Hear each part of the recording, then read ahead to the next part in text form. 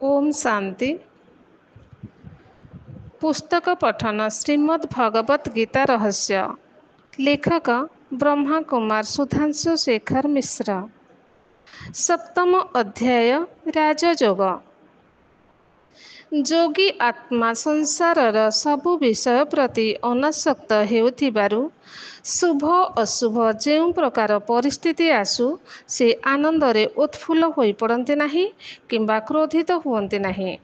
କଇଁଛ ନିଜର ଅଙ୍ଗ ପ୍ରତ୍ୟଙ୍ଗ ଗୁଡ଼ିକୁ ଯେପରି ଆବଶ୍ୟକ ଅନୁସାରେ ସମ୍ପ୍ରସାରିତ ବା ଅପସାରିତ କରେ, ସେହିପରି ପରମାତ୍ମା ସ୍ମୃତିରେ ସ୍ଥିର ବୁଦ୍ଧିଯୁକ୍ତ ଯୋଗୀ ଇନ୍ଦ୍ରିୟମାନଙ୍କୁ ନିଜ ଇଚ୍ଛା ଅନୁସାରେ ଆବଶ୍ୟକ ପଡ଼ିଲେ କାମରେ ଲଗାନ୍ତି ବା ବିଷୟ ଭୋଗରୁ ଓହରାଇ ଆଣି ପାରନ୍ତି। କିନ୍ତୁ କେବଳ ଇନ୍ଦ୍ରିୟମାନଙ୍କୁ ବିଷୟ ଭୋଗରୁ ନିବୃତ୍ତ କରାଇବା ଯଥେଷ୍ଟ ନୁହେଁ, କାରଣ ଏହା ସତ୍ତ୍ୱେ ବି ଆସକ୍ତି ଓ ଲାଳସା ସମୂଳେ ନଷ୍ଟ ହୁଏ ନାହିଁ। ଏଥିପାଇଁ କଇଁଛ ଅଙ୍ଗ ପ୍ରତ୍ୟଙ୍ଗ ପ୍ରତ୍ୟାହାର କରି ଯେପରି ନିଶ୍ଚଳ ହୋଇ ପଡ଼ି ରହେ, ସେହିପରି ସ୍ଥିତପ୍ରଜ୍ଞ ଯୋଗୀ ପରମାତ୍ମାଙ୍କ ସ୍ମୃତିରେ ତଲ୍ଲୀନ ରହିଲେ ଇନ୍ଦ୍ରିୟ ସମୂହ ଆପଣା ଛାଏଁ ବିଷୟ ଭୋଗରୁ ଓହରି ଆସିବେ ଓ ଆସକ୍ତିର ଜଡ଼ ସମୂଳେ ନଷ୍ଟ ହୋଇଯିବ। ଯଃ ସର୍ବତ୍ର ନଭିସ୍ନେହ ତତ୍ପ୍ରାପ୍ୟ ଶୁଭାଶୁଭଂ ନାଭିନନ୍ଦତି ନ ଦ୍ୱେଷ୍ଟି ତସ୍ୟ ପ୍ରଜ୍ଞା ପ୍ରତିଷ୍ଠିତା। ଯଦା ସଂହରତେ ଚାୟଂ କୁର୍ମୋ ଅଙ୍ଗନେବ ସର୍ବଶଃ ଇନ୍ଦ୍ରିୟାଣୀନ୍ଦ୍ରିୟାर्थेभ्यः तस्य प्रज्ञा प्रतिष्ठिता। विषय विनिवर्त्यन्ते निराहारस्य दीनः रसवज्जं रस अपस्यं परम दृष्ट्या निवर्त्यते। जन्म जन्मांतर संस्कार बशतः आमे इंद्रिय विषयक भोगरे एते दूर आसक्ति होई पड़िछे जे सेगुड़िकु हठात दमन करिबा सहज साध्य हुए नहीं। बलपूर्वक इंद्रिय दमन करने गीता कहे नहीं। इंद्रिय गण स्वभावतः प्रथम नशील। अनेक यत्नशील बुद्धिमान साधक मध्य एहाकु वशीभूत करि पारंती नहीं। किंतु बुद्धि जेतेबेले परमात्मा को स्मृति रे स्थिर हो जाए, सेतेबेले समस्त इंद्रिय वशीभूत हो जाती। कारण विषय भोगरु बुद्धि प्रत्याहृत होई परमात्मा ठारे समाहित हो जाए। तेणु इंद्रिय मानकु बलपूर्वक दमन करी सेमानकु ईश्वरीय कार्य और चिंतन रे व्यस्त रखिले सेमाने क्रमशः विषय वासना प्रति निस्पृह होई पड़ती।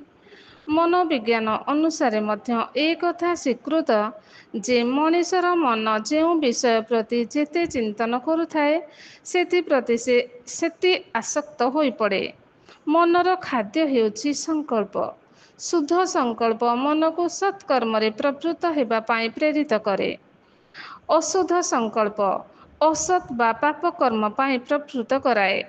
इंद्रिय मानकर कर्म भूमि बा प्रेरक हेउछि मन। विषय वासना भोग संबंधित संकल्प द्वारा इंद्रिय माने बलशाली होई ताहा भोग करिबाकु कामना करती। एहा परिवर्ते आत्मा निश्चय पूर्वक जदि ईश्वरीय ज्ञान संबंधित विभिन्न बिंदु उपरे चिंतन मंथन कराजिब, तेबे मनर सूक्ष्म कोण अनुकोण रे सुप्तावस्थारे थिबा विषय भोग युक्त कामना गुड़िक मध्य नष्ट होइजिब। एणु गीता कहे, हे अर्जुन, मन इंद्रिय मन सहित इंद्रिय समूह को वशीभूत करी मत्परायण नहेले मनरे विषय भोगर चिंतन हुए एवं एहा द्वारा सेही विषय रे आसक्ति आसी जाए।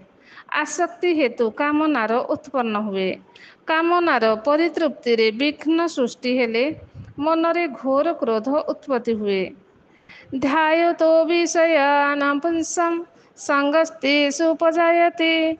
संगात् संजायते कामः, कामात् क्रोध अभिजायते।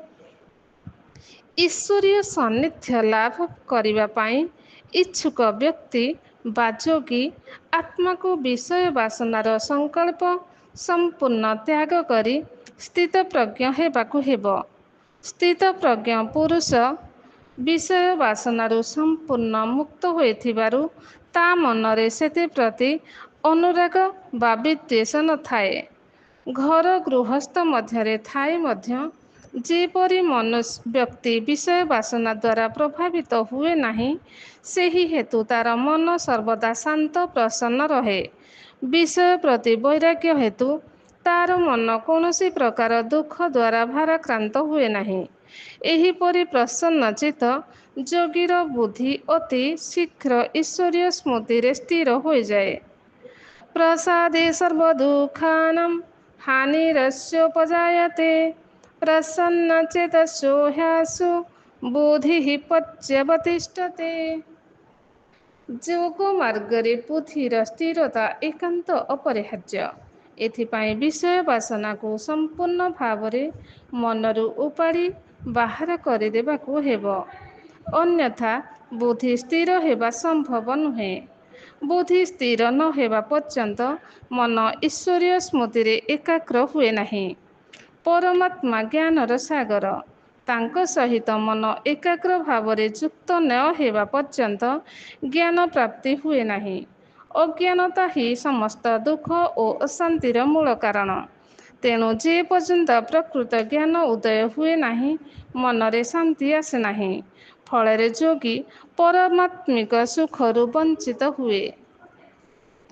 ନାସ୍ତି ବୁଦ୍ଧିରଯୁକ୍ତସ୍ୟ ନ ଚ ଯୁକ୍ତସ୍ୟ ଭାବନା ନ ଚାଭାବୟତଃ ଶାନ୍ତିର ଶାନ୍ତସ୍ୟ କୃତଃ ସୁଖମ୍। ସ୍ଥିର ବୁଦ୍ଧିଯୁକ୍ତ ଯୋଗୀର ନିର୍ଣ୍ଣୟ ଶକ୍ତି ପ୍ରଖର ଥାଏ।